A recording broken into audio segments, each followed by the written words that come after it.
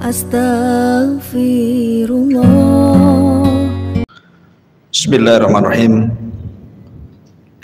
Assalamualaikum warahmatullahi wabarakatuh.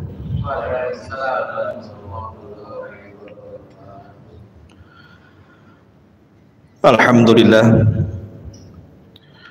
wassalatu wassalamu ala rasulillah wa ala alihi wa sahbihi wa mawalah wa la hawla wa la quwata illa billahi wa ba'du.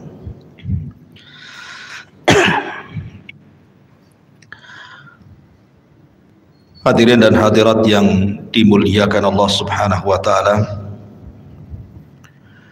Alhamdulillah, di malam hari ini kembali kita dipertemukan di Masjid Al-Fajri Jodoh Nagoya. Salat dan salam kita hadiahkan kepada Rasul kita Nabi besar Muhammad sallallahu alaihi wa ala alihi wasallam. Pembahasan di malam hari ini biasa kita mengkaji sirah. Mungkin malam ini kita akan mengkaji tema lain biar tidak bosan. Tema ini cukup menegangkan karena bicara tentang perkara gaib. Saya beri judul kondisi manusia saat dibangkitkan oleh Allah pada hari kiamat. Ma'asyiral muslimin yang dimuliakan Allah Subhanahu wa taala.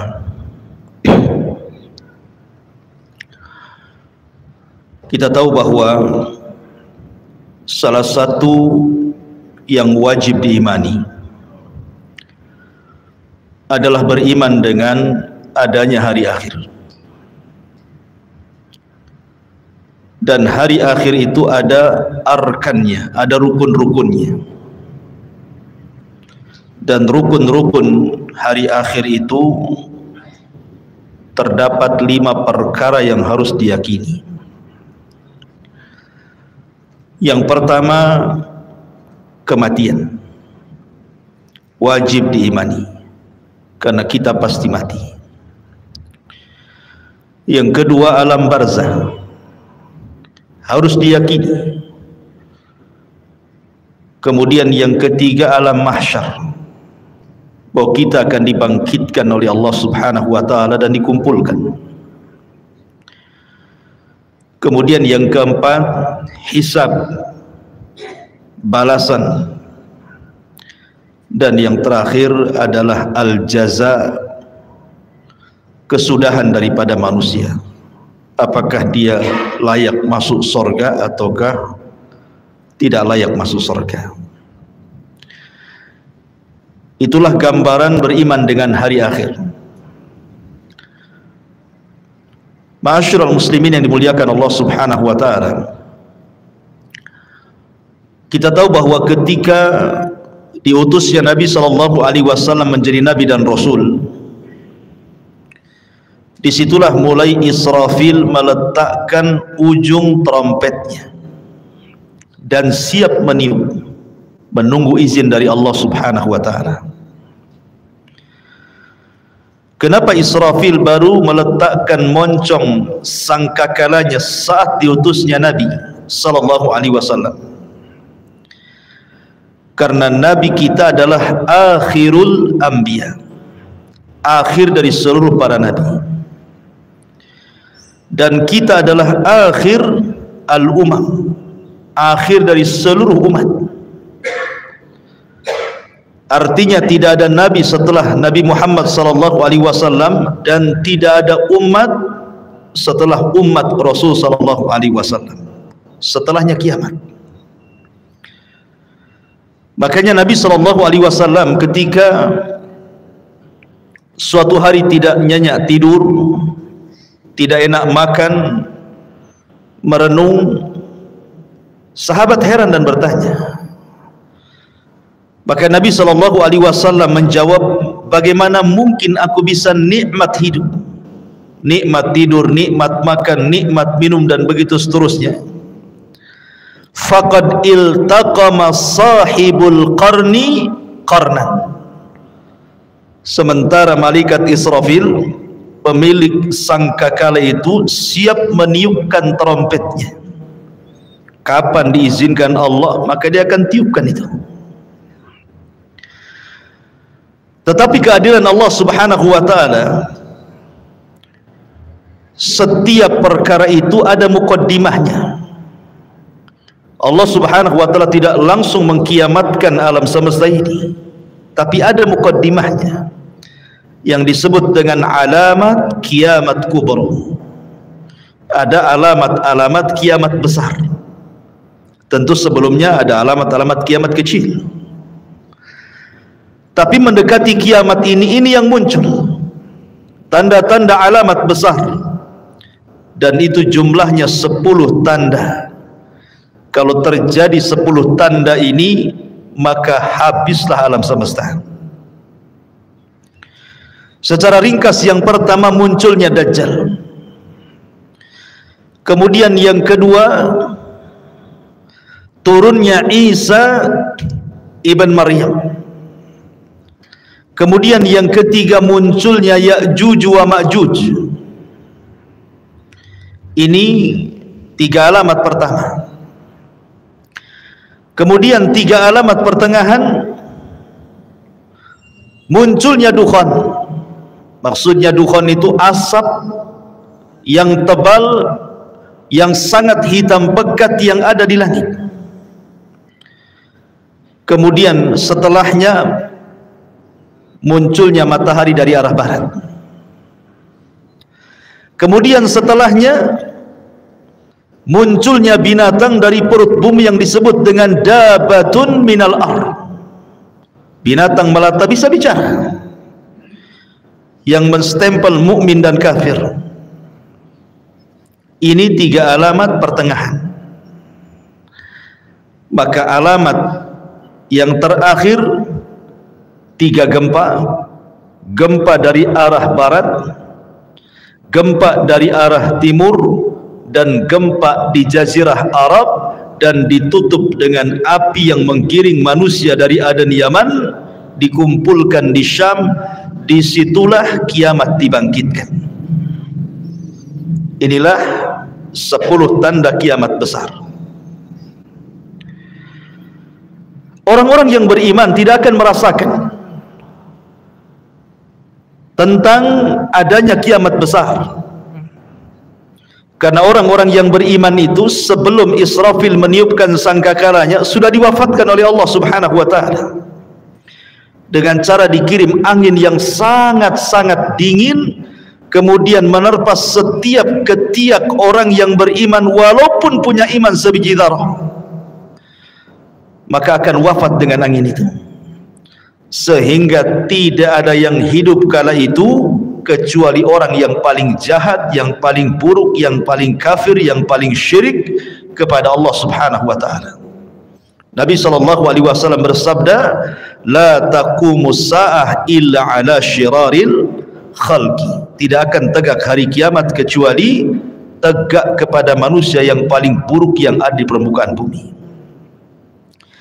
Ma'asyiral muslimin yang dimuliakan Allah Subhanahu wa ta'ala, ketika Allah Subhanahu wa ta'ala izinkan Israfil untuk meniupkan sangkakalanya, maka apa yang terjadi? Al-qari'atu mal qari'ah. Wa ma adraka mal qari'ah? Yauma yakunun nasu kal farashil mabthus. Al-qari'ah itu adalah suara yang keluar dari trompet moncong sangkakala yang ditiup Israfil. Itulah al-qari'ah, diambil dari al-qara, suara yang bisa memecahkan gendang-gendang manusia, dan suara yang bisa mewafatkan semua manusia yang hidup kala itu. Maka sekali tiupan, dan itu menunjukkan kemurkaan Allah Subhanahu wa ta'ala, karena tidaklah mungkin Allah menghancur-hancurkan alam semesta kecuali karena kemurkaannya. Maka kiamat itu karena kemurkaan Allah Subhanahu wa ta'ala. Maka disitulah kita lihat dalam ayat-ayat Al-Quran di mana wa idzan nujumun tasyarat, bintang dijatuh-jatuhkan, wa idzal biharu fujirat, kemudian lautan ditumpah-tumpahkan airnya, kemudian wa idza zulzilatil ardu zilzalaha, kemudian bumi digempa-gempakan. Ma'asyiral muslimin yang dimuliakan Allah Azza wa Jalla, Anda bisa bayangkan ketika terjadi tsunami Aceh, itu hanya sebagian kecil laut yang ngamuk gitu ya, yang marah karena kemarahan Allah Subhanahu wa taala. Dalam hitungan menit bisa menghancurkan bangunan dan melenyapkan banyak nyawa. Itu baru sebagian kecil laut. Ketika terjadi gempa di Jogja, dalam hitungan menit bangunan-bangunan roboh menimpa manusia, bangunan hancur, jiwa-jiwa melayang, dan begitu seterusnya. Begitu juga peristiwa gempa di Lombok, dan saya saksikan sendiri karena saya ke sana. Satu kabupaten rata dengan tanah. Ma'asyiral muslimin yang dimuliakan Allah Azza wa Jalla, ini bagian kecil dari bumi. Bagaimana karena Allah Subhanahu wa taala mengatakan idza zulzilatil ardu zilzalaha. Allah Subhanahu wa taala mengidhafahkan zilzal kepada ha, zilzalaha. Allah tidak katakan zilzalan. Kalau zilzalan artinya sekali gempa, boleh jadi di sini gempa, di situ tidak gempa. Tapi ketika zilzal kemudian diidhafahkan kepada ha yang kembali kata ganti ini kepada bumi, artinya satu bumi gempa. Kalau sudah satu bumi gempa, mau lari kemana?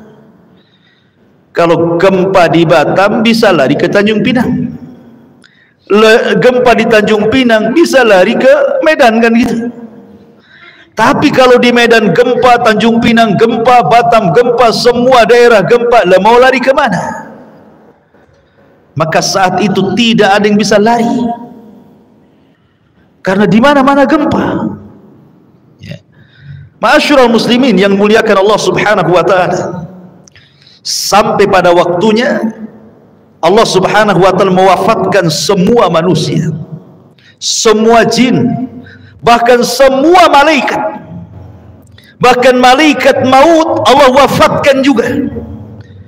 Ketika malaikat maut ditanya, man baki, siapa yang tersisa dari malaikat yang hidup? Kata malaikat maut, tidak ada kecuali abdukal fakir, hambamu yang fakir ini. Maka Allah mengatakan, maut, mati kamu. Sampai malaikat pencabut nyawa pun mati. Ketika itulah Allah Subhanahu wa taala menggulung langit dan mengepal bumi. Dan Allah Subhanahu wa taala berfirman, limanil mulkul yaum, limanil mulkul yaum. Kalian tahu sekarang siapa yang berkuasa? Kalian tahu sekarang siapa yang berkuasa? Tidak ada yang jawab, karena tidak ada yang hidup masalahnya. Tidak manusia, tidak jin, tidak malaikat. Makanya Allah Subhanahu wa taala menjawab sendiri, lillahil wahidil qahar. Kekuasaan itu hanya milik zat yang satu, dialah zat yang maha perkasa lagi kuat, Allah Subhanahu wa taala.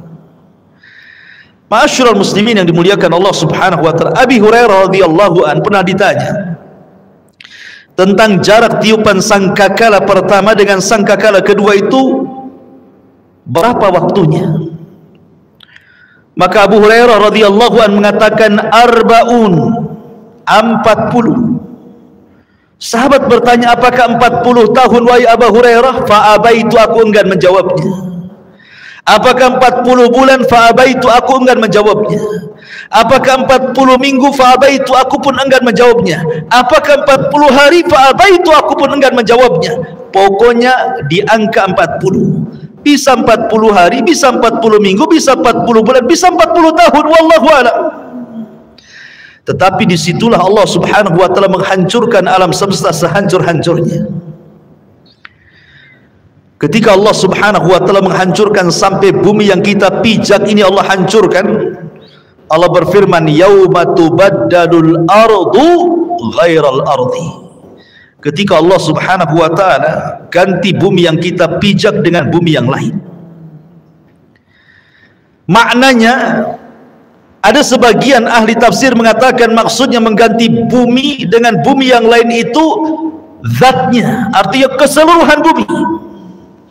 Allah hancurkan dulu, baru Allah hamparkan. Ada juga yang mengatakan sifatnya. Tapi yang jelas bahwa bumi yang kita pijak ini menurut pendapat yang kuat wallahu a'lam dalam bentuk bulat, nanti pada hari kiamat sudah tidak bulat lagi, tetapi Allah hamparkan sebagaimana Allah mengatakan wal ardu muddat wa alqat ma fiha wa takhallat. Dan ketika itu bumi dihamparkan dengan bentuk yang sangat putih bersih dan seolah-olah tidak pernah ada orang maksiat di atasnya. Ma'asyiral muslimin yang dimuliakan Allah Subhanahu wa taala, disinilah manusia akan dibangkitkan dengan tiupan sangkakala Israfil yang kedua. Ikhwan, ketika kiamat dibangkitkan, tidak ada satu jasad manusia kecuali Allah hancurkan. Bagaimana Allah Subhanahu wa taala bisa membangkitkan dari jasad yang dihancurkan? Ternyata Allah Subhanahu wa taala tidak menghancurkan semua jasad saat kiamat dibangkitkan. Bahkan dari Adam alaihi salatu wassalam yang dikubur lebih dulu dibandingkan kita dan seluruh anak keturunannya, yang jumlah mereka tidak ada yang tahu kecuali Allah. Berapalah jumlah yang hidup di permukaan bumi sekarang, ikhwan, dibandingkan orang yang ada di kuburan? Tentu lebih banyak mereka. Mungkin jasad mereka sudah dimakan tanah, tetapi Allah Subhanahu wa taala dengan kuasanya ada satu jasad manusia tidak dihancurkan Allah Subhanahu wa taala. Bagaimanapun caranya. Apa itu? Tulang ekor manusia. Tulang ekor manusia walaupun kecil itu tidak akan dihancurkan walaupun dikiamatkan bumi ini. Kenapa? Karena dari tulang ekor itulah kita dibangkitkan oleh Allah Subhanahu wa taala. Jasad boleh hancur tapi tulang ekor tidak hancur. Jasad boleh hancur tapi ruh tidak hancur. Ruh tetap Allah Subhanahu wa taala letakkan di mana? Kalau ruhnya orang-orang yang beriman Allah letakkan fil illiyin, di tempat yang paling mulia, yang paling tinggi. Tapi kalau ruhnya orang kafir diletakkan di tempat yang paling rendah, di dasar bumi yang paling rendah, yang paling dasar. Lah ketika tiupan sangkakala yang kedua, Allah Subhanahu wa taala berfirman, wa akhrajatil ardu athqalaha. Dan kami keluarkan beban-beban isi bumi ke permukaan. Wa alqat ma fiha wa takhallat. Dan kami lempar beban bumi dan semua ada di permukaan bumi. Tentu setelah bumi diganti dengan bumi yang baru. Ini jasad, belum ada ruh. Dan bagaimana Allah Subhanahu wa taala bisa membangkitkan dari tulang ekornya? Dalam hadis yang sahih Allah Subhanahu wa taala mengirimkan hujan, karena asal kehidupan itu dari air, dan kami jadikan air itu segala sesuatu bisa hidup, kan itu. Wa ja'alnal ma' kulla syai'in hayyin. Kami jadikan air itu segala sesuatu hidup. Maka Allah akan hujani itu bumi itu.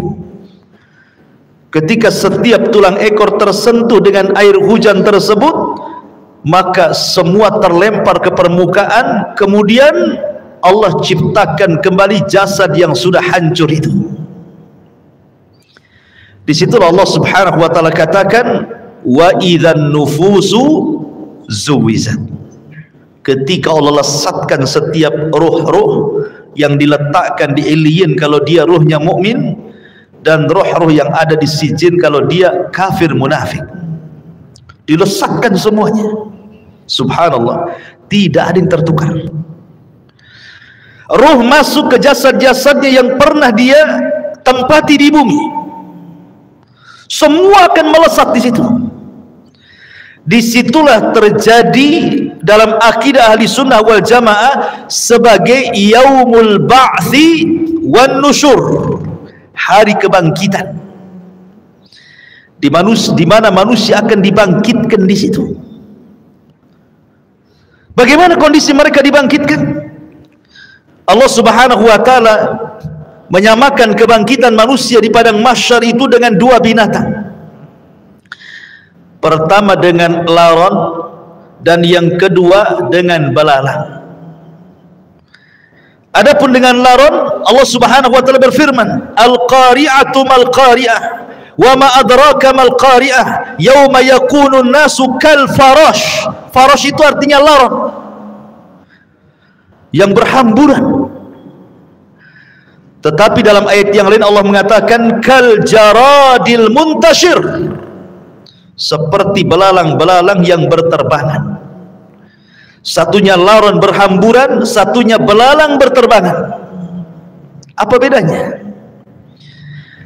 Menurut ulama akidah, adapun ketika Allah Subhanahu wa taala menyamakan hari kebangkitan itu manusia seperti laron, itulah permulaan kebangkitan.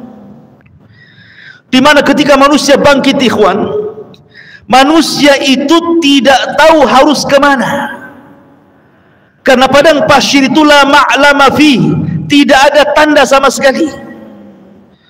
Karena tanah itu putih bersih, tidak ada tanda sama sekali. Ketika di dunia banyak tanda, ini desa, ini kecamatan, ini ibu kota, ini gang, ini jalan, ini lorong, dan begitu seterusnya. Ini kota, ini desa, ini hutan. Di dunia ada maklam, ada tanda. Tapi di akhirat tidak ada tanda masalahnya. Anda mau lari kemana? Mau cari rumah siapa? Sementara ketika Allah Subhanahu wa taala ganti bumi itu datar, tidak ada yang meninggi, tidak ada yang merendah, tidak ada gunung, tidak ada bukit, tidak ada lembah, semua datar. Kenapa Allah ciptakan seperti itu? Supaya menampung manusia sejak zaman Adam sampai yang terakhir mati. Kalau sekarang bumi dalam bentuk sekarang dibangkitkan sejak Adam sampai sekarang, mungkin bumi tidak akan cukup. Karena ada tempat-tempat yang tidak layak dihuni, kan gitu. Tetapi ketika bumi didatarkan, tidak ada yang meninggi, tidak ada yang merendah, tidak ada gunung, tidak ada bukit, tidak ada lembah, semua orang bisa bangkit di situ. Ma'asyiral muslimin yang dimuliakan Allah Azza wa Jalla, ketika awal bangkit itulah Allah mengatakan seperti laron. Antum perhatikan laron, apabila ada lampu datang laron. Laron ini kalau terbang tidak ada aturan. Nabrak kawannya, tiba-tiba besoknya sudah sayapnya bertebaran di mana-mana, jatuh sana kemari, kan? Begitulah kondisi laron. Itulah awal kebangkitan. Manusia lari ke sana, lari ke sini, tidak tahu kemana harus dituju. Nabrak sana, nabrak sini. Baru setelah kemudian ada panggilan di satu titik, agar mereka mendekati kepada panggilan yang Allah Azza wa Jal perintahkan malaikat untuk memanggil, barulah mereka tertib mengarah ke satu titik. Itulah yang disebut dengan jaradil muntashir, seperti belalang. Karena belalang ini kalau terbang bersama koloninya, dia jelas kemana arahnya. Makanya Allah Subhanahu wa taala menyebutkan dengan dua binatang, belalang dan laron, baru ke satu titik. Ma'asyiral muslimin yang dimuliakan Allah Subhanahu wa taala, di sini ada peristiwa yang luar biasa. Saat terjadi kiamat, ikhwan, semua bintang dan galaksi dijatuhkan dan ditubruk-tubrukan, kecuali dua bintang yang tidak dijatuhkan. Pertama matahari dan bulan tidak dijatuhkan. Justru matahari yang tidak mungkin berjumpa dengan bulan. Karena ketika terbenamnya matahari muncul bulan, ketika bulan kemudian terbenam muncul matahari. Tidak mungkin bulan berjumpa dengan matahari. Tapi nanti pada hari kiamat Allah katakan wa jumi'a syamsu wal qamar. Allah gabungkan matahari dan bulan jadi satu. Inilah makhluk yang Allah Subhanahu wa taala kemudian diletakkan di atas kita 1 mil pada hari kiamat. Sampai rawi hadis ragu-ragu tentang bahasa mil dalam hadis itu. Apakah mil itu maknanya jarak? Ya, ada meter, ada kilo, ada mil. Ataukah mil itu alat untuk bercelak yang hanya 1 jengkal di atas kepala? Wallahu alam, kata perawi hadis ini. Anggaplah 1 mil itu di atas kepala itu maksudnya mil jarak. Itu saja ikhwatu fiddin sudah luar biasa panasnya. Apalagi kalau di atas kepala. Padahal di dunia ini Allah Subhanahu wa taala sudah berikan keadilan kan. Di mana matahari diletakkan pada porosnya, disesuaikan dengan daya kehidupan manusia. Sehingga manusia tidak terlalu kedinginan, tidak terlalu kepanasan. Allah letakkan persis di porosnya. Kalau seandainya matahari yang di porosnya ini mendekat sedikit ke bumi, terbakar bumi. Kalau seandainya matahari di porosnya menjauh dari bumi, bekulah bumi. Makanya Allah letakkan itu supaya tidak beku dan tidak terbakar, pas di tempatnya. Tetapi Allah Subhanahu wa taala pada hari kiamat Allah kumpulkan matahari dan bulan. Walaupun kesudahannya matahari dan bulan ini kemana? Dimasukkan ke dalam jahanam. Sampai sahabat bertanya, Rasul, apa dosa matahari? Kenapa dimasukkan ke dalam jahanam? Maka Rasul mengatakan, dimasukkan matahari dan bulan bukan berarti dua makhluk ini berdosa, tidak, tetapi ingin membuktikan bahwa keduanya bukan Tuhan. Biar para penyembah bintang di bumi, para penyembah matahari dan bulan tahu bahwa matahari dan bulan itu bukan Tuhan. Makanya dipendamkan ke neraka. Sehingga ahlun nar melihat matahari yang dipendamkan ke neraka, rupanya keduanya bukan Tuhan. Ya, memang bukan Tuhan. Makanya Allah mengatakan, la tasjudu lisyamsi wala lilqamari wasjudu lillahi alladhi khalaqahunna in kuntum iyyahu ta'budun. Jangan sujud kepada matahari dan bulan, tapi sujudlah kepada yang menciptakan keduanya kalau kalian betul-betul beribadah kepada Allah Azza wa Jalla. Ma'asyiral muslimin yang dimuliakan Allah Subhanahu wa taala. Bagaimana manusia saat dibangkitkan? Nabi sallallahu alaihi wasallam bersabda, yuhsyarun nas yaumal qiyamah khufatan uratan ghurlan buhman. Aisyah radhiyallahu anha menceritakan, nanti pada hari kiamat manusia akan dikumpulkan khufatan, tanpa beralas kaki. Anda bisa bayangkan saat matahari di siang hari kemudian memanasi aspal yang ada di jalan-jalan. Coba Anda jalan tanpa alas kaki, rasakan panasnya. Atau di gurun pasir gitu ya.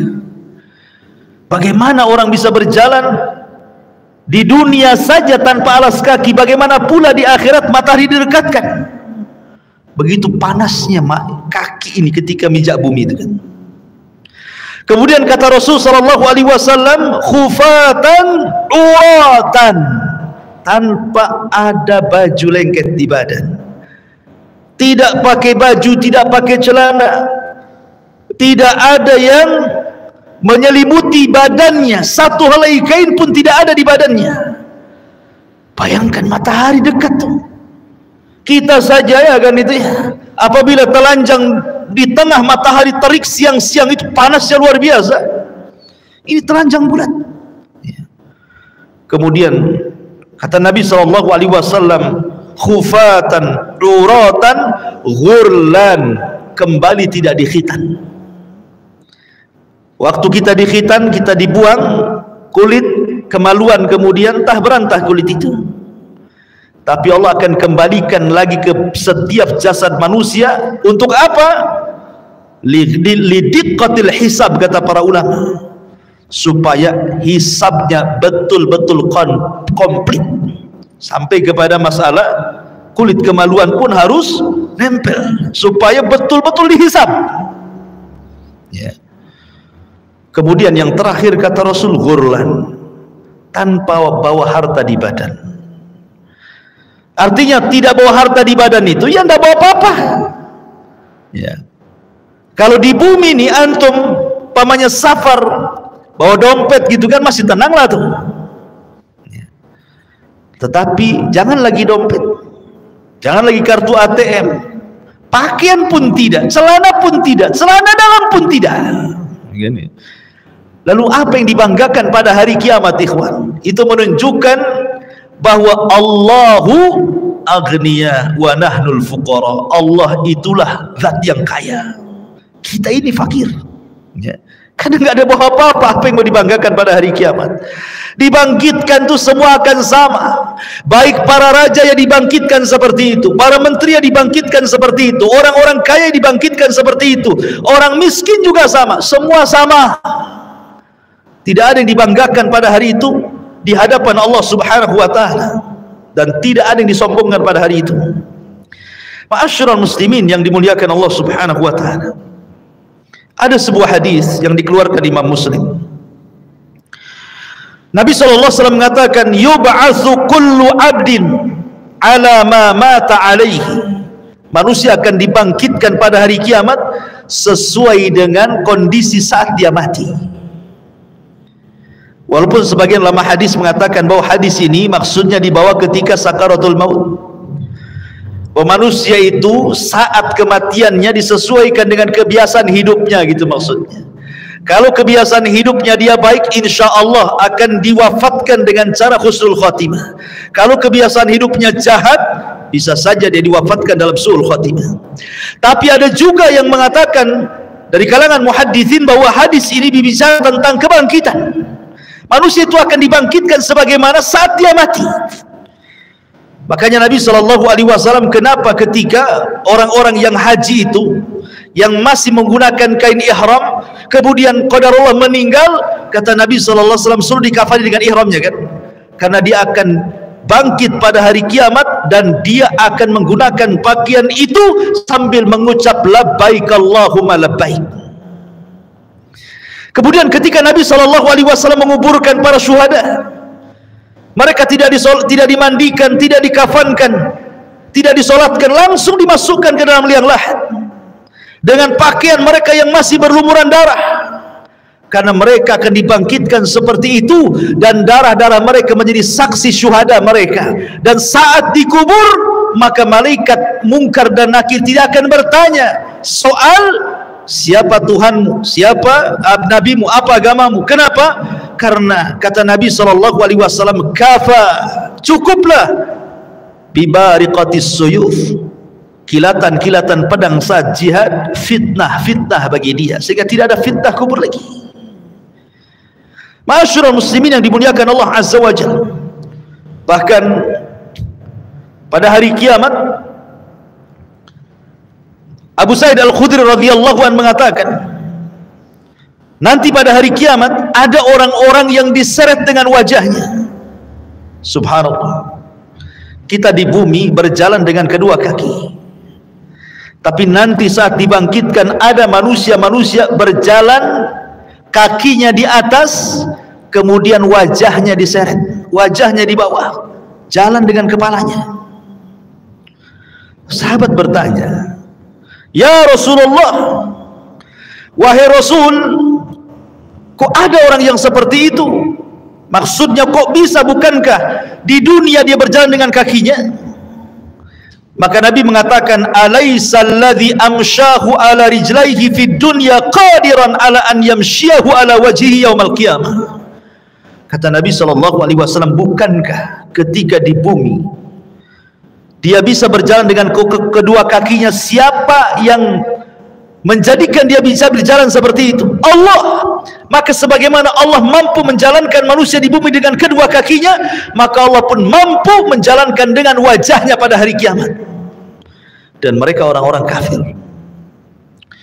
Bahkan subhanallah, al-jaza min jinsil amal, ikhwan. Balasan itu sesuai dengan amalannya. Ada manusia saat dibangkitkan itu kecil, ya. Di tengah manusia yang besar-besar, dia dibangkitkan seperti semut, sehingga dia harus terseok-seok menghindari langkah kaki orang yang lari ke sana kemari. Lihatlah semut kecil kan. Kalau seandainya kita melihat semut kecil kemudian kita jalan, terkadang ada semut yang kita injak. Jadi ada ketika dibangkitkan itu, manusia dibangkitkan seperti seekor semut kecil sekali. Dia harus terseok-seok ke sana kemari menghindari injakan-injakan manusia yang lari ke sana kemari. Siapa mereka? Mereka al-mutakabbirun, orang-orang yang sombong. Sebagaimana Nabi SAW bersabda tentang mereka, bahwa orang-orang yang sombong akan diciptakan seperti biji zarah pada hari kiamat. Mereka terseok-seok karena menghindari injakan kaki manusia yang besar itu. Kenapa Allah buat dia kecil? Karena ketika di dunia dia merasa besar. Ya kan, orang sombong itu kan merasa besar ya. Maka Allah buat kecil pada hari kiamat. Ada juga ma'asyiral muslimin yang dimuliakan Allah Azza wa Jalla, ketika dia bangkit, dia kemudian tersiak-siak kayak orang mabok, tidak tahu harus kemana. Dan mereka adalah para pemakan riba. La yakumuna illa kama yakumul ladzi yatakhabbathu asyaitanu minal mas. Pemakan riba itu nanti bangkit pada hari kiamat seperti orang yang kesurupan, yang dimasuki setan ke dalamnya, oyong ke sana kemari. Ada juga kata Nabi SAW, orang yang dibangkitkan itu buta, padahal di dunia dia melihat, sehingga dia kemudian mengatakan, Rabbi lima hasyartani a'ma wa qad kuntu basira. Rabb, kenapa kau bangkitkan aku dalam kondisi buta? Dulu di dunia aku melihat. Maka Allah Subhanahu wa taala mengatakan, ya, karena engkau ketika di dunia melupakan ayat-ayatku, sekarang kulupakan kau buat buta, kata Allah Subhanahu wa taala. Jadi macam-macam orang dibangkitkan itu. Ada yang berteriak-teriak memanggil-manggil Allah Subhanahu wa taala, ya Rabb, ya Rabb. Tapi Allah tidak memandangnya sama sekali. Ada orang-orang yang tidak akan pernah dipandang pada hari kiamat. Bahkan tidak akan diberikan rahmat, bahkan sudah disediakan azab yang pedih. Subhanallah ya kawan. Kalau sampai kita tidak dipandang oleh Allah Subhanahu wa taala, berarti kita akan merasakan peritnya neraka jahanam. Siapa mereka? Kata Nabi SAW, salasatun la yukallimuhumullahu yaumal qiyamah wala yuzakkihim wala yanzuru ilaihim walahum adzabun alim. 3 orang tidak akan diajak bicara pada hari kiamat, tidak akan disucikan, tidak akan dilihat, bahkan azab sudah menunggu mereka. Pertama, syekhun zani, sudah tua tapi suka berzina, menunjukkan akhlaknya buruk. Kemudian yang kedua, malikun kadzab, raja pendusta, penguasa para pendusta, mendustakan rakyatnya. Wa'ilun mustakbir, sudah miskin sombong pula dia. Kemudian juga Rasul mengatakan, salasatun la yukallimuhumullahu yaumal qiyamah. Ada juga orang-orang yang tidak akan diajak bicara oleh Allah Subhanahu wa taala, tidak akan disucikan, tidak akan dilihat. Bagi mereka azab yang pedih. Al-musbil, orang yang melembrehkan pakaiannya di bawah mata kaki. Al-mannan, orang yang suka mengadu domba ke sana kemari. Al-munfik sil'atahu bil halifil kadib, seorang pedagang untuk melariskan dagangannya berdusta dengan sumpah kepada Allah Azza wa Jalla. Mereka tidak akan diajak bicara, mereka tidak akan dilihat oleh Allah Subhanahu wa taala. Termasuk juga rajulun atau rajulan au imra'atun fi duburi, atau seseorang laki-laki yang melakukan homoseksual, tidak akan diajak bicara, tidak akan disucikan, tidak akan dilihat oleh Allah. Atau seorang laki-laki yang berhubungan lewat dubur istrinya, tidak akan diajak bicara, tidak akan disucikan, bahkan tidak akan dilihat oleh Allah Subhanahu wa taala. Termasuk juga imra'atun la tashkuru li zawjiha, istri yang tidak pernah bersyukur kepada suaminya. Istri yang tidak pernah bersyukur kepada suaminya, apabila suaminya mendatangkan banyak kebaikan, hanya satu kesalahan dia bisa mengatakan engkau tidak pernah berbuat baik. Bersyukur kepada suaminya. La yanzurullah ila imra'atin la tashkuru li zawjiha, Allah tidak akan melihat kepada seorang wanita yang tidak pernah syukur kepada suaminya. Jadi ada orang-orang yang tidak akan dilihat Allah. Dia panggil-panggil ya Rabb, ya Rabb, Allah tidak peduli dengan orang itu. Bahaya ikhwan, kalau sampai tidak dilihat oleh Allah Subhanahu wa taala. Lah ketika itu ma'asyiral muslimin, maka Allah Subhanahu wa taala mulai pisah-pisahkan manusia itu. Awalnya kan berkumpul tuh jadi satu. Sejak zaman Adam sampai yang terakhir mati terkena trompet sangkakala Israfil. Dibangkitkan semuanya. Di situ masih kumpul para nabi, para syuhada, para siddiqin, para salihin, orang awamnya, dari mulai zaman Adam sampai yang terakhir masih satu di padang mahsyar itu. Baru Allah pisah-pisahkan di situ. Apa kata Allah Subhanahu wa taala? Kata Allah Subhanahu wa taala, "Hei, siapa yang di antara kalian ketika di dunia menjadi para pemimpin yang adil, keluar kalian. Kemari, berdirilah di bawah arsy Allah Subhanahu wa taala, kalian mendapatkan naungan." Kemudian dia panggil lagi, "Hei orang-orang yang ketika di dunia hatinya terikat dengan masjid, kemari keluar dari situ. Di sini kalian mendapatkan naungan dari arsy Allah Subhanahu wa taala." Kemudian dipanggil lagi, "Hai orang-orang yang ketika di dunia suka berinfak sampai tangan kirinya tidak tahu diinfakkan tangan kanannya, sedekahus sir. Kemari keluar. Kamu harus bergabung di sini. Kau mendapatkan naungan arsy Allah Subhanahu wa taala." Kemudian juga dipanggil yang lainnya, "Wahai anak muda yang ketika di dunia menjaga kehormatannya, tidak mau berzina karena takut kepada Allah, keluar, gabung di sana. Di sana kau mendapatkan naungan arsy Allah Subhanahu wa taala." Termasuk kalian yang saling mencinta karena Allah, membenci karena Allah, keluar, gabunglah kau di situ. Itulah yang disabdakan Nabi sallallahu alaihi wasallam, "Sab'atun yudhilluhumullahu fi dhillihi yauma la dhilla illa dhilluh." 7 orang yang akan mendapatkan naungan di hari yang tidak ada naungan kecuali naungan Allah Subhanahu wa taala. Mereka akan dikeluarkan, ya, akan dikelompokkan sesuai dengan amalan mereka, gitu maksudnya. Termasuk ahli sedekah, karena sedekah itu as-sadaqatu, bahwa sedekah itu akan mendapatkan naungan pada hari kiamat. Ma'asyiral muslimin yang dimuliakan Allah Subhanahu wa taala, lalu berapa waktu mereka harus tinggal di padang mahsyar itu? Ulama mengatakan bahwa mereka akan tinggal di padang mahsyar itu 50.000 sana, 50.000 tahun. Tentu 50.000 tahun ini berlaku kepada orang-orang kafir, berlaku kepada orang-orang munafik dan orang-orang mujrim. Tapi orang-orang yang beriman tidak. Hisab mereka cepat. Kenapa? Karena usianya juga pendek. Kata Nabi SAW, "A'maru ummati baina sittina wa sab'in." Usia umatku itu berkisar 60 sampai 70 tahun saja. Karena usianya pendek, hisabnya pun cepat. Tapi kalau umat dulu kan usianya lama-lama, sehingga hisabnya juga lama.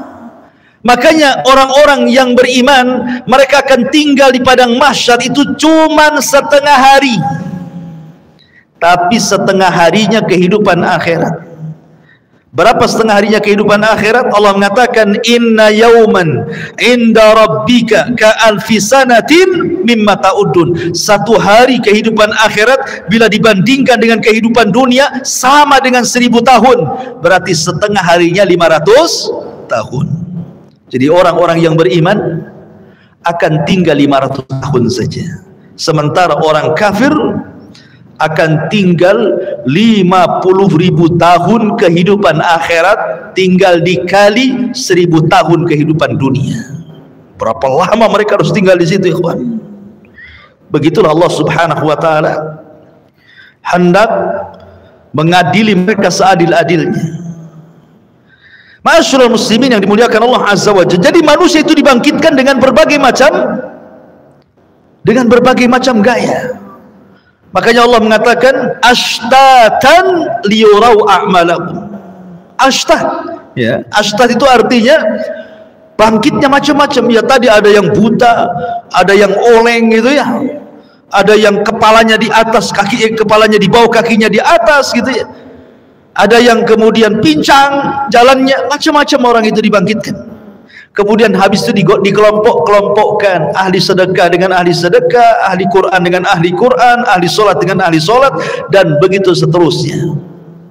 Ma'asyiral muslimin yang dimuliakan Allah Azza wa Jalla, disinilah banyak peristiwa. Banyak peristiwa yang akan dilalui.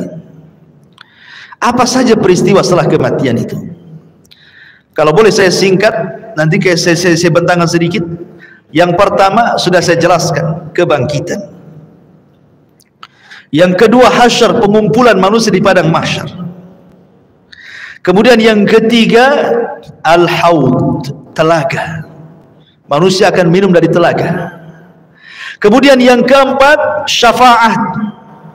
syafa'atul uzma. Orang meminta syafaat kepada para nabi. Kemudian yang kelima, dimulai hisab. Kemudian yang keenam, barulah kemudian diterbangkan catatan. Baru ada yang mengambil dengan tangan kanan, tangan kiri, dan di belakang punggungnya. Kemudian yang nomor 7, barulah ada mizan, timbangan. Kemudian yang nomor 8, barulah kemudian jahanam didatangkan, kemudian jembatan diletakkan di bawah jahanam. Di atas jahanam, bawahnya jahanam, itulah titian siratal mustaqim. Jisrun mamdudun fawqa jahannam. Sebuah titian, bawahnya jahanam. Kemudian manusia akan lewat di titian itu. Kemudian yang nomor berapa? 9, manusia akan kumpul di kontor. Disinilah akan terjadi kisos. Tapi kisosnya sesama orang yang beriman. Tapi kalau kisosnya sesama orang kafir sebelum titian siratal mustaqim. Baru setelah di kontor, barulah mereka akan berjubel di pintu-pintu sorga. Baru setelah itu, tidak ada yang bisa membuka pintu sorga kecuali Nabi SAW. Baik, kita urai sedikit. Tadi sudah jelaskan, yang pertama hari kebangkitan, manusia dibangkitkan, kemudian dikumpulkan. Ketika manusia tertidur dan cukup lama, kemudian terbangun, pasti yang Anda rasakan akan merasakan haus yang luar biasa. Iya kan? Kalau tidur lama gitu kan, bangun pasti pengen minum. Seperti Anda juga pengen minum. Bismillah, minum dulu. Masya Allah. Jadi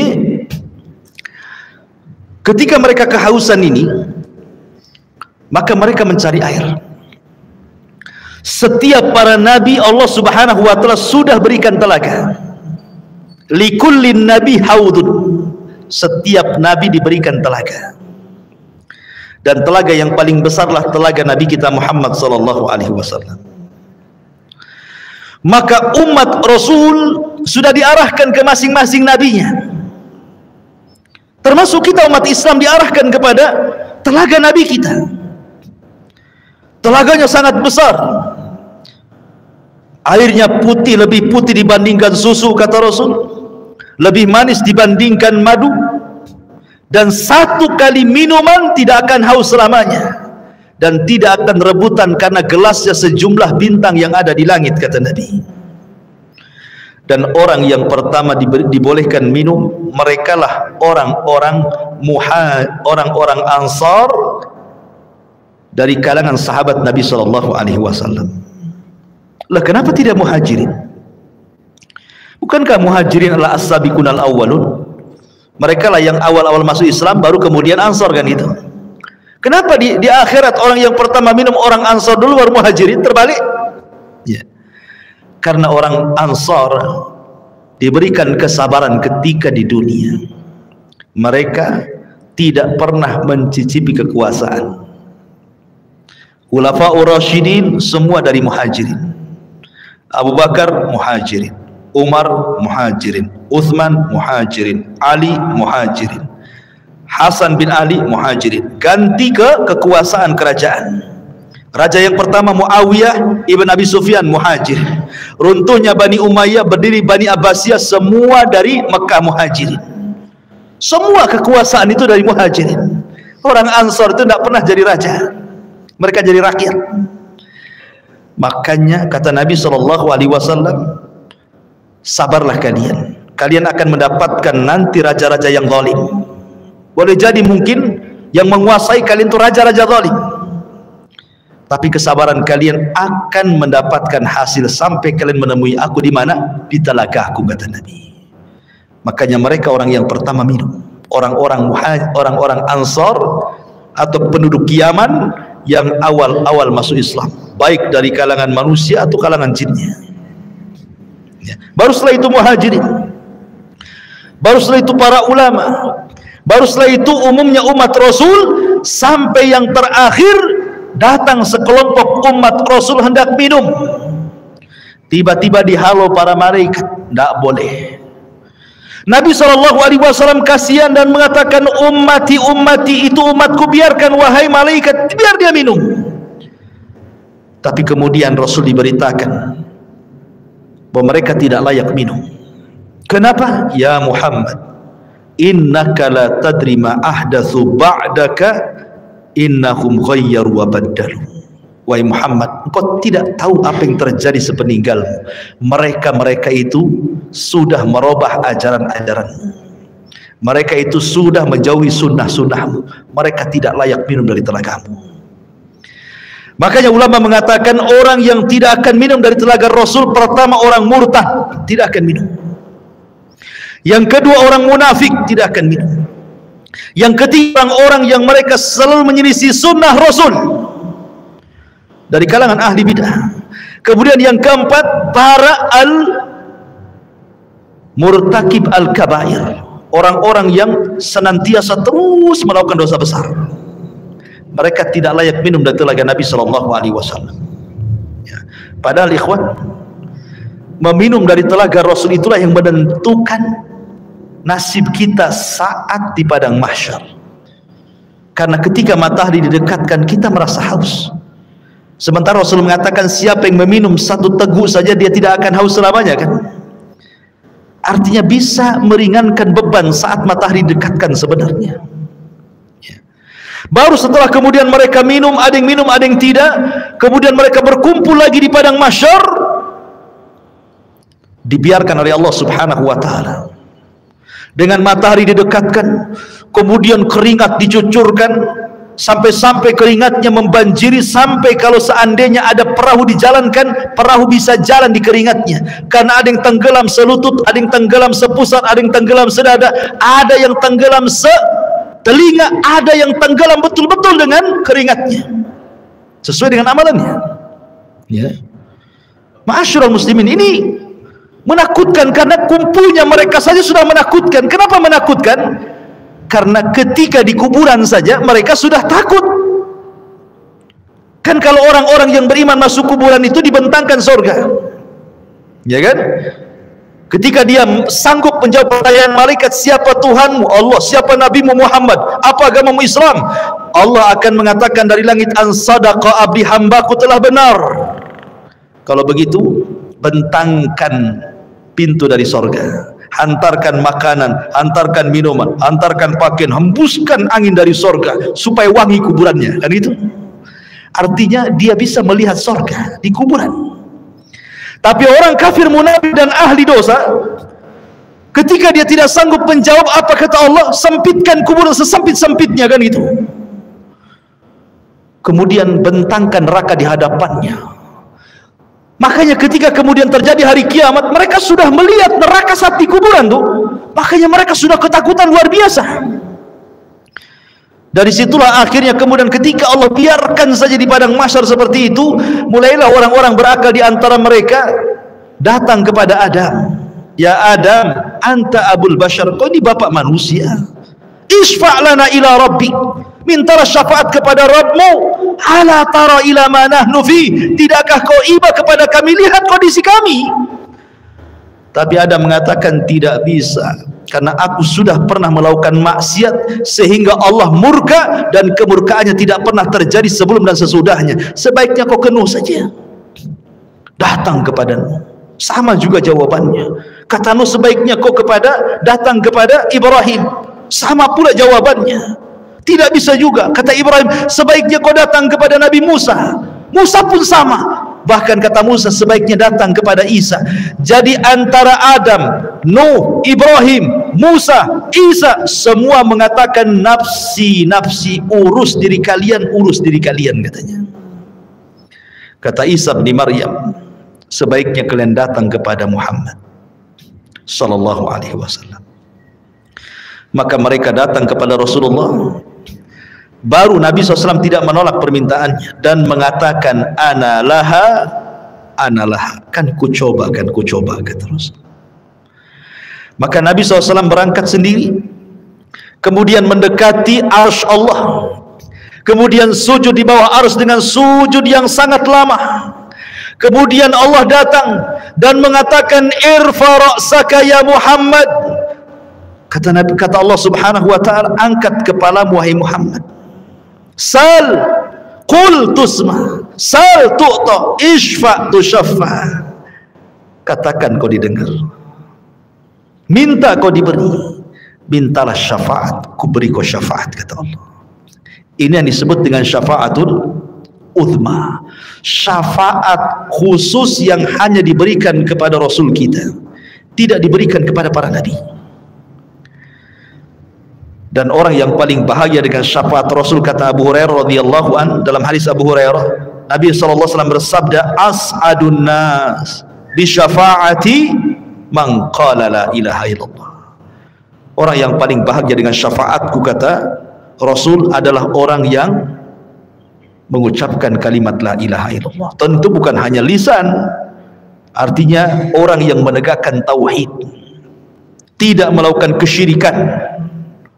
Yang sekarang lagi merebak para perdukunan itu syirik-syirik semua tuh. Ya, jangan percaya kepada mereka. Kalau harus percaya kepada dukun, percayalah ke dukun urut, kan itu. Jelas-jelas ngurut dia kan. Nggak ada mantranya yang ngurutnya. Dukun bayi, ya kan. Kalau dukun santet nggak usah percaya. Dukun ramal apalagi. Ya. Jadi ma'asyiral muslimin yang dimuliakan Allah Azza wa Jalla, setelah syafaat, apa yang terjadi? Setelah syafaat ardul a'mal, Allah akan memperlihatkan amalan kita, ikhwan. Liyurau a'malahum, Allah akan perlihatkan amalan kita. Makanya ada hadis yang mengatakan nanti pada hari kiamat akan didatangkan manusia membawa pahala sebesar Bukit Tihamah. Coba bayangkan, Bukit Tihamah itu besar. Ya, lebih besar daripada Uhud, cuman lebih kecil daripada Uhud. Cuman kata Nabi, nanti pada hari kiamat ada orang bawa pahala sebesar Bukit Tihamah. Diperlihatkan amalannya besar sekali. Tiba-tiba kemudian amalan itu dihilangkan. Gara-gara apa? Karena orang itu suka bermaksiat sendirian. Dia bermaksiat sendirian. Kok bisa maksiat sendirian? Nah, inilah ini alat maksiat sendirian. Nah, ini alat maksiat sendirian. Cukup saya dan handphone saja. Itu maksiat sendirian, dalam kamar sendirian, nyumpet apa antum ya. Entah lagi nyebar hoax di situ. Copy paste hoax, ya kan? Atau apalah yang dilihat di situ. Ya. Waktunya sholat masjibu aja situ kan. Ini maksiat sendirian. Nanti ada orang pada hari kiamat pahalanya sebesar gunung Tihama. Rupanya setelah diperlihatkan itu saja, tiba-tiba dihilangkan. Kemudian ditanya kenapa dihilangkan? Itulah akibat maksiat sendiri-sendiri, kesendirian tadi. Ada juga orang yang datangkan, masya Allah, di dunia ahli sedekah. Ahli sedekah. Ada masjid perlu bangunan disumbang dia, ada madrasah perlu uang disumbang dia, ada fakir miskin butuh biaya disumbang dia. Tidak ada tempat kecuali disumbang dia. Dipanggil oleh Allah, diperlihatkan amalan dia di dunia, dibuat layar tancap, seolah-olah dia diingatkan, tuh kamu tuh waktu di dunia itu, tuh kamu bawa uang ke masjid ini, kau bawa uang ke masjid itu, kau bawa uang ke panti asuhan ini. Diperlihatkan amalannya di dunia. Kemudian Allah mengatakan, betul itu kamu tuh yang jalan ke sana kemari? Oh iya, dengan bangganya. Itu saya, wahai Rabb. Ya. Kemudian Allah mengatakan, untuk apa kau amalkan itu? Maka dia mengatakan, saya bersedekah untukmu ya Rabb. Kata Allah, kadzabta, dusta kamu. Kadzabta, dusta kamu. Engkau bersedekah itu supaya engkau dianggap dermawan, engkau bersedekah itu supaya engkau dianggap pemurah, engkau bersedekah itu supaya dipuji manusia. Kadzabta, dusta kamu. Akhirnya malaikat bawa ini seret dia ke neraka. Didatangkan lagi para mujahidin, kemudian diperlihatkan bagaimana saat jihad dia banyak membunuh musuh, akhirnya dia mati syahid. Diperlihatkan sama Allah itu, betul kamu itu? Oh iya, itu saya, wahai Rabb. Apa yang melakukan? Ustushhidu fik, aku mati syahid karenamu ya Rabb. Kata Allah, kadzabta, dusta. Itu bukan. Kau ini perang hanya supaya orang menganggap kau pahlawan saja, kau pemberani, supaya dikenang orang. Tidak. Kadzabta, dusta kamu. Seret, masukkan dia ke neraka. Didatangkan lagi orang pakar Quran, alim bil Quran. Sehari-harinya dia baca Quran, dia ajarkan Al-Quran, dia baca Quran, dia tegak kepada Allah dengan Al-Quran. Diperlihatkan, betul kamu itu yang semalaman salat dengan membaca Al-Quran? Oh iya, itu saya, wahai Rabb, katanya. Untuk apa kau lakukan? Oh, qara'tu fikal Quran, aku baca Quran untukmu ya Rabb. Kadzabta, dusta kamu membaca Quran itu supaya manusia menganggap kau qari, ahli pakar Quran, hebat dalam Quran, dan begitu seterusnya. Kadzabta, dusta kamu. Seret ke neraka. Jadi ada orang-orang yang diperlihatkan amalannya, itu disebut ardul a'mal namanya. Baru setelah ardul a'mal masuk pada perkara hisab. Ikhwan, hisab ini mencakup pertama orang kafir, kedua orang munafik, ketiga orang yang beriman. Adapun orang kafir ada yang mengatakan tidak dihisab. Apa yang mau dihisab? Amalannya sudah lebur-lebur. Makanya Allah mengatakan a'maluhum karamadin istaddat bihi, amal mereka sudah habis, ludas di dunia saja nggak diterima. Lalu apa yang mau dihisab? Ada yang berpendapat tidak akan dihisab orang kafir, langsung ke jahanam. Tapi ada yang mengatakan tetap dihisab, hanya sekedar formalitas untuk menunjukkan keadilan Allah Subhanahu wa taala. Orang munafik lebih jahat dibandingkan orang kafir. Maksudnya munafik i'tiqad ya, bukan munafik amal. Apa bedanya munafik i'tiqad dengan amal? Kalau munafik i'tiqad itu zahirnya Islam, hatinya kafir. Jadi dia masuk Islam dengan badannya, keluar dari Islam dengan hatinya. Tapi kalau munafik amal ini masih muslim, dia hanya meniru sifat munafik. Kalau ngomong dusta, kalau janji khianat, itu munafik amal namanya. Beda ya. Dia tidak dikeluarkan dari Islam. Jadi munafik yang dikeluarkan dari Islam itu yang mendohirkan Islam, menyembunyikan kekufuran, seperti orang-orang orientalis dan begitu seterusnya ya. Karena ada orang-orang misionaris yang ingin memurtadkan kaum muslimin, pura-pura masuk Islam gitu ya. Adapun hisabnya orang-orang mukmin ada dua. Ada yang disebut dengan hisaban yasira, mudah hisabnya. Ada yang disebut dengan hisaban asira, sulit hisabnya. Apa bedanya? Kata Nabi SAW, hisab yang mudah itu, orang ini akan ditanya oleh Allah Subhanahu wa taala semua apa yang dilakukan dia di dunia, tetapi dia tidak diwajibkan untuk menjawab, hanya mengiyahkan saja. Betul kamu zina? Iya. Betul kamu rampok? Iya. Betul kamu ini? Iya. Betul kamu itu? Iya. Betul kamu sholat? Iya. Betul kamu puasa? Ya, gitu saja ya. Habis itu Allah tutupi aibnya dan Allah ampuni dosanya. Itu hisab yasir, mudah. Tapi hisabnya ada yang sulit. Bagaimana caranya? Ketika dia tanya soal amalannya, dia bantah. Dia membantah Allah. Kamu juri? Enggak. Itu bantah namanya. Korupsi? Enggak. Jadi sehingga harus datangkan saksi.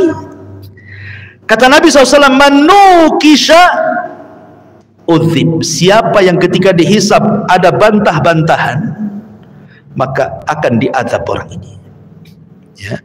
Itulah disebut hisaban asir, hisab yang sulit. Kalau dia sampai bantah-bantahan, berarti dia mendapatkan hisab yang sulit. Tapi kalau tidak ada bantah-bantahan, dia hanya sekedar ikrar, menetapkan apa yang ia lakukan saja, habis itu Allah tutup dan Allah ampuni, berarti dia mudah hisabnya ya. Itulah yang disebut dengan hisab mudah dan hisab sulit. Lah setelah kemudian manusia dihisab, baru terjadi tatayurus suhuf. Suhuf diterbangkan, Disuruh kita mengambil catatan kita masing-masing.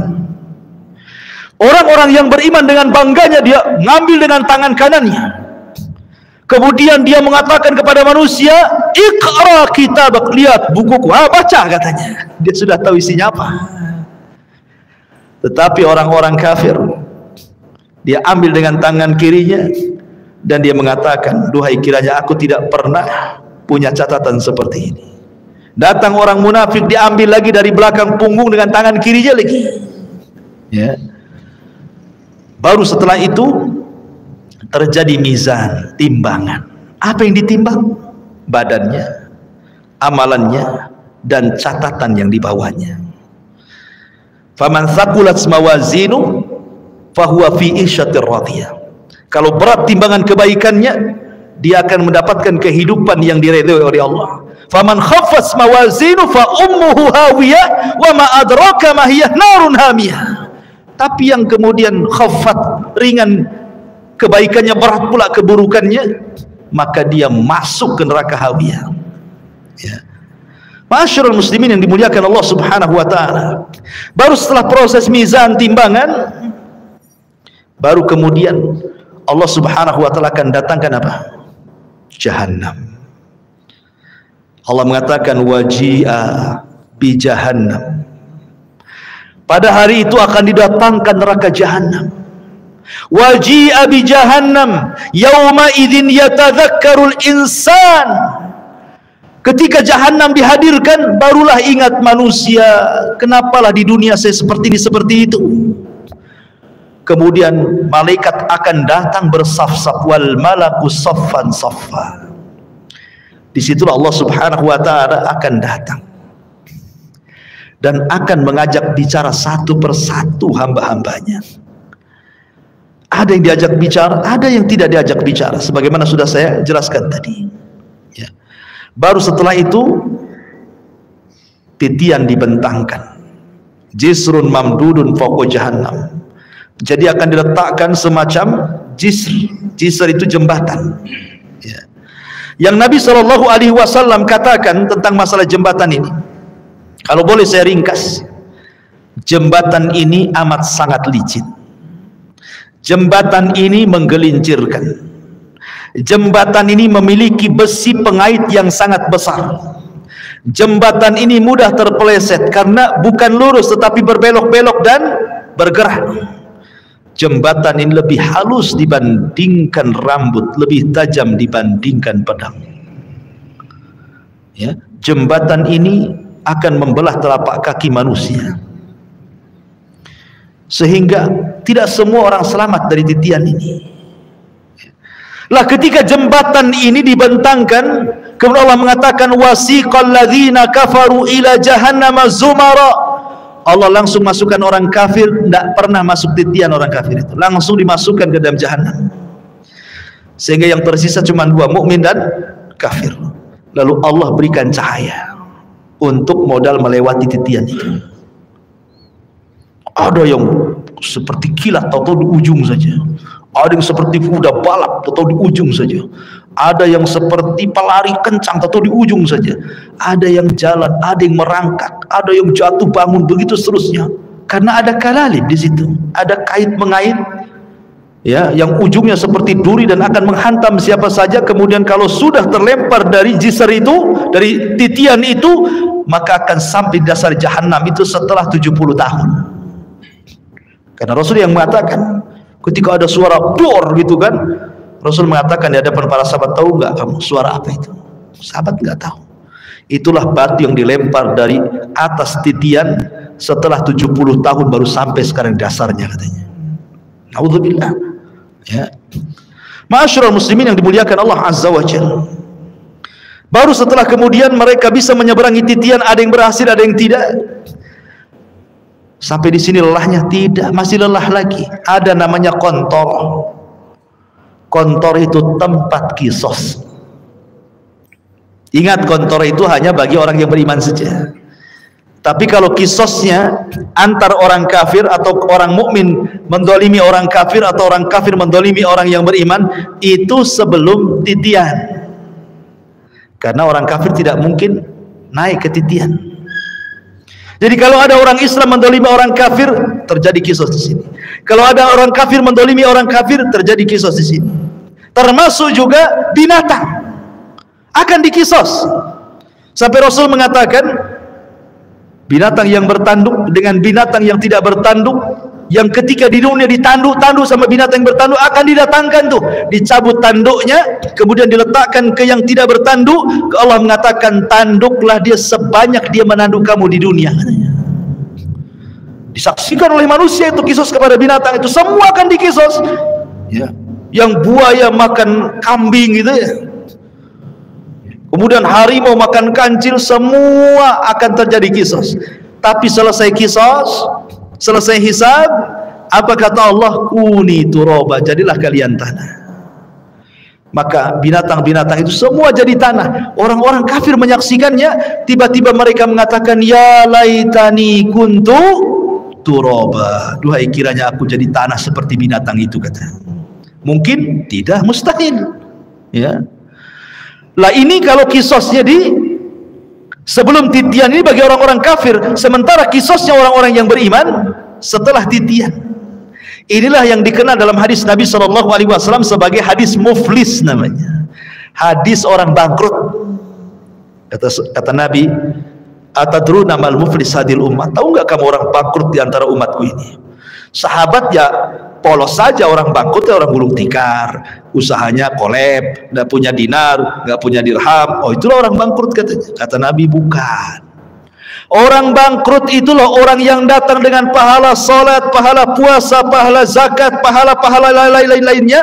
Di satu waktu dia pernah mendolimi si fulan, mencaci maki, memukul si fulan, menumpahkan darah si fulan, mengambil harta si fulan, dan begitu seterusnya.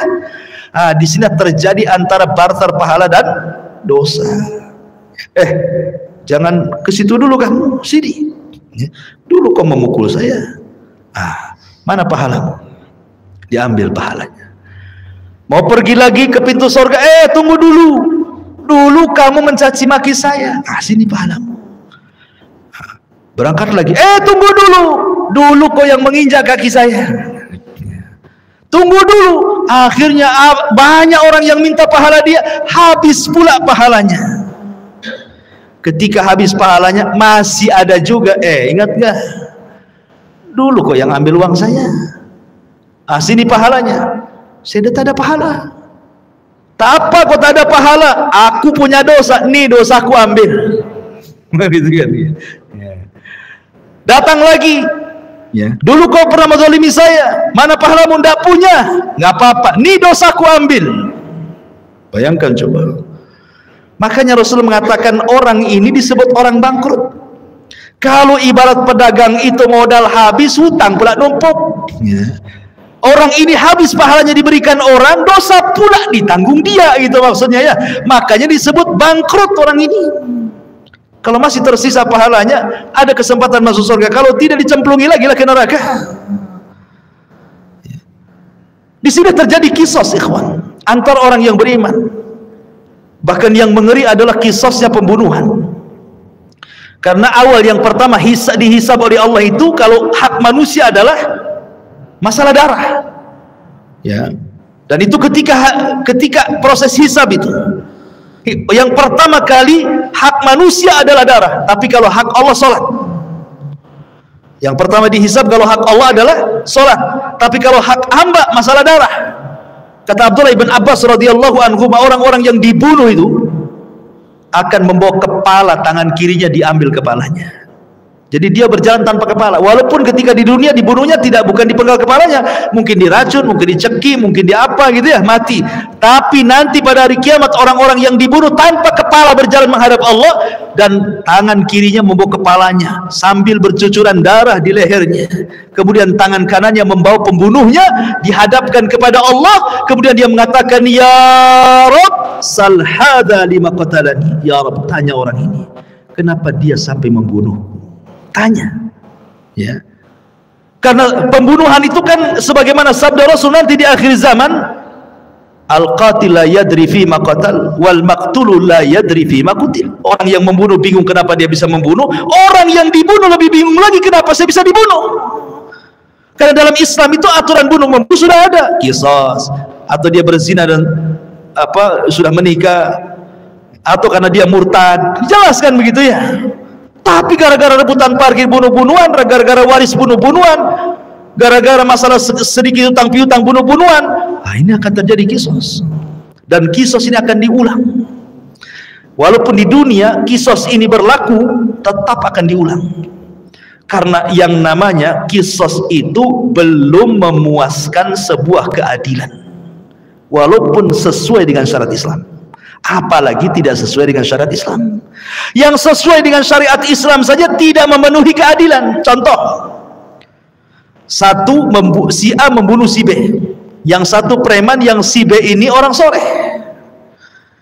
Si B ini dia penopang keluarganya, yang satu ini preman.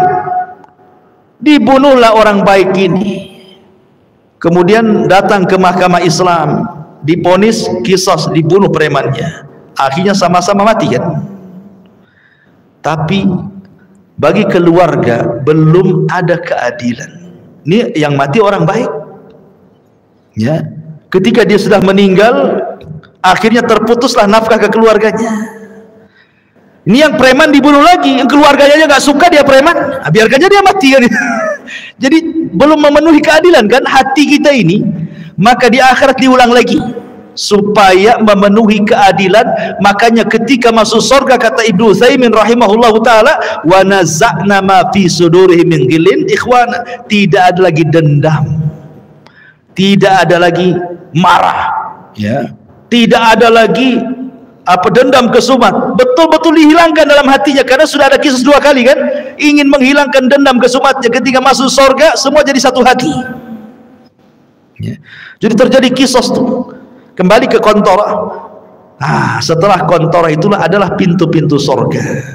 Disitulah manusia berjubel di pintu-pintu surga. Kata Rasul, sayati alaikum zaman kadidu minaz ziham, akan datang waktunya manusia berdesak-desakan di pintu surga.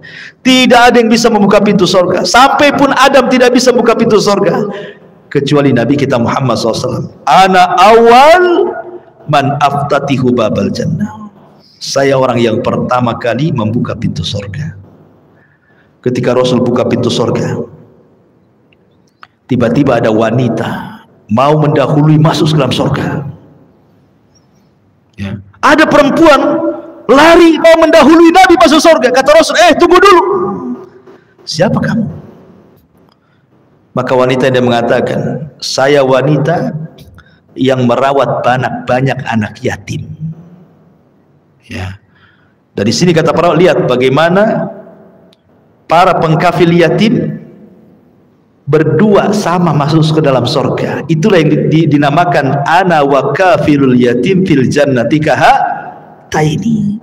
Aku dan para perawat anak yatim itu seperti ini di surga, kata Nabi. Ya kan? Tetapi yang jelas bahwa di sini Rasul yang pertama kali masuk surga ya bukan wanita ini. Cuma dia mau bersama Nabi, mau mendahului Nabi, cuma di stop kan itu ya. Bagaimanapun yang pertama membuka pintu surga Rasul, yang pertama masuk ke dalam surga pun Nabi sallallahu alaihi wasallam. Adapun kehidupan di surga tentu kehidupan yang luar biasa, karena bagaimanapun Rasul yang mengatakan a'dadtu li ibadis salihin ma la ainun ra'at wa la udhunun sami'at wa la khatara ala qalbi bashar, gitu ya. Aku siapkan di surga itu kenikmatan yang tidak pernah dilihat mata, didengar telinga, terlintas pun tidak. Subhanallah ya. Ma'asyiral muslimin yang dimuliakan Allah Subhanahu wa taala, surga itu bertingkat-tingkat. Ada sebuah hadis ketika menjelaskan tentang keutamaan qari'ul Quran, para penghafal Quran atau para penggemar membaca Quran.